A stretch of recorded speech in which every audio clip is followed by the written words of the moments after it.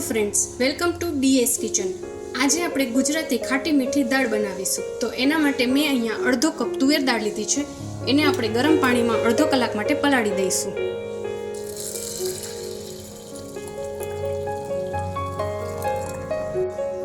આપણી દાળ પલળી ગઈ છે, એને હવે આપણે 3 વખત ધોઈ લેશું।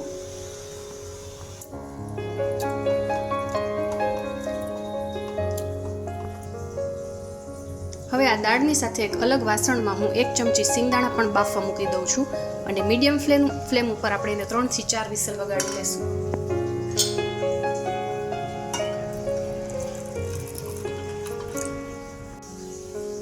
આપણી દાળ બફાઈ ગઈ છે, એને આપણે હવે પીસી લઈશું।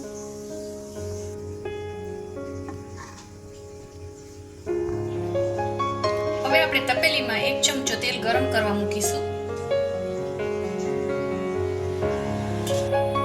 તેલ ગરમ થાય એટલે એમાં ચપટી રાઈ જીરું ઉમેરીશું। ગેસની ફ્લેમને ઓફ કરી દઈશું।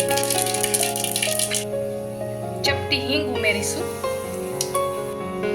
સૂકું મરચું ઉમેરીશું।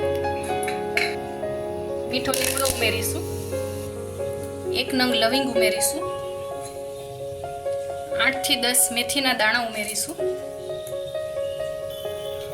1 નંગ ઝીણું સમારેલું ટમેટું ઉમેરીશું। મીડિયમ ફ્લેમ પર ટમેટાને ચડવા દઈશું।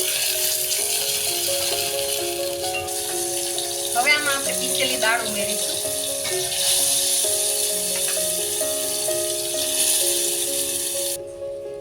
જરૂરિયાત મુજબનું પાણી ઉમેરીશું।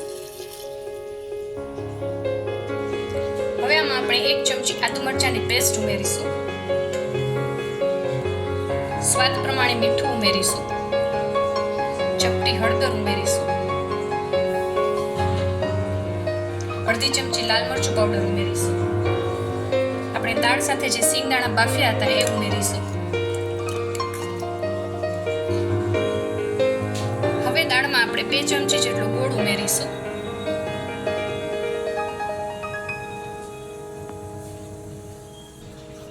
દાળને મીડિયમ ફ્લેમ પર ઉકળવા દઈશું।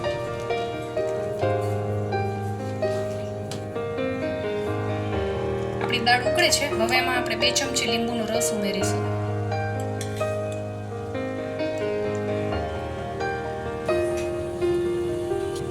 આપણી દાળ તૈયાર છે, હવે આપણે ગેસની ફ્લેમને ઓફ કરી દઈશું।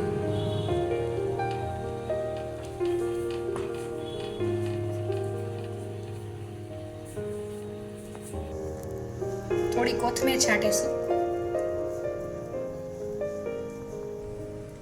તો તૈયાર છે આપણી ગુજરાતી ખાટી મીઠી દાળ। તમને મારી આજની રેસીપી કેવી લાગી એ કમેન્ટ કરીને જણાવજો। મારો વિડીયો ગમ્યો હોય તો લાઈક કરજો, શેર કરજો અને મારી યુટ્યુબ ચેનલને સબસ્ક્રાઈબ કરજો। Thank you.